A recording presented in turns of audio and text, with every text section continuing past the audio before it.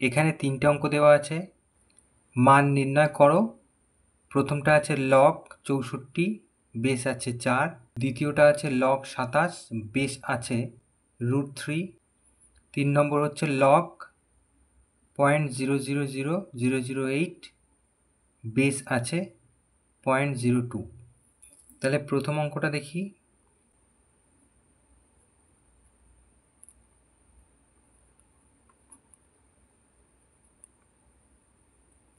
তাহলে এখানে আমরা কি করব, বেস 4 যেমন আছে থাক। 64কে আমরা কি করব, 4-এর সূচক আকারে নির্ণয় করব। 64 মানে কি? 64 মানে হচ্ছে 4-এর কিউব। তাহলে এর পরের লাইনে আমরা কি করব, এই 3টাকে এই পাশে লিখব, এই পাশে। তাহলে 3 লিখব এখানে, লগ 4 আর এখানে 4। লগের সূত্র অনুযায়ী আমরা কি করব, এই যে এখানে যে সূচকটা আছে এই সূচকটাকে আমরা এই পাশে লিখতে পারি। তো পরের লাইনে সেইভাবেই লেখা হয়েছে। এইবার 3 3-এর মতন থাক, আর এইটার মান হচ্ছে 1। তাহলে সূত্র অনুযায়ী যেহেতু আমরা লিখে দিই, এই যে লগ যদি এরকম থাকে, লগ এ আর বেস থাকে এ, তার মান হয় 1। তাহলে এখানে এ মানে এই যে 4, তাহলে এখানেও এই যে 4, তাহলে এটার মান আমরা লিখব 1, তাই জন্য এখানে 1। তাহলে 3 1 3, এটা হচ্ছে এর উত্তর।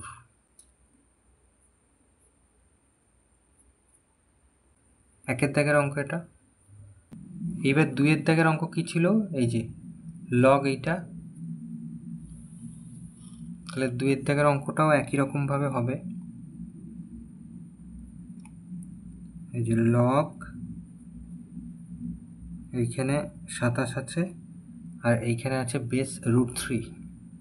তাহলে আমরা একই রকমভাবে কি করব, √3 এখানে থাকুক যেমন আছে, আর 27কে আমরা √3-র সূচক আকারে নির্ণয় করব।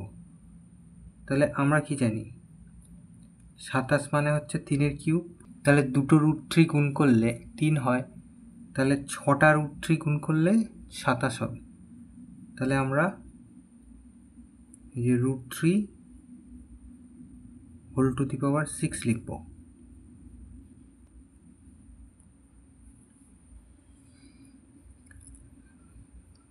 তাহলে পরের লাইনে আগের অঙ্কের মতন এই 6টা এখানে চলে আসবে। তাহলে 6টা এখানে এলো, এই যে লগ √3, এই যে এখানে √3 আর এখানে √3, তাহলে এটা থাকলো। তাহলে আমরা এইটা মানে কত লিখব, এটা মানে 1 লিখব। এই যে যেহেতু আবার লিখছি, যেহেতু এই যে লগ এ বেস এ সমান সমান 1, তাহলে এটার মান 1, তাহলে এটার উত্তর হচ্ছে 6। তাহলে এটা উত্তর হলো 2-এর দাগ।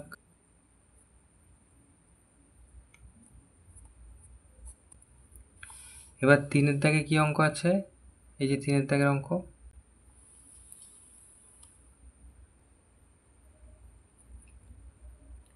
লগ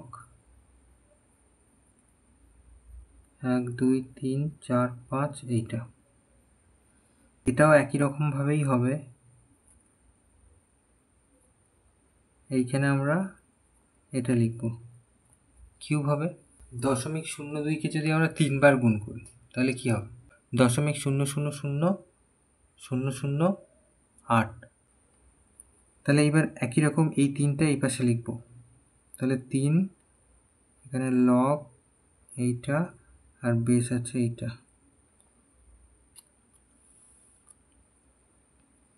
তাহলে এইটার মান আবার 1 লিখব। কেন লিখছি, যেহেতু লগ এ এই বেস এ, তার মান হচ্ছে 1,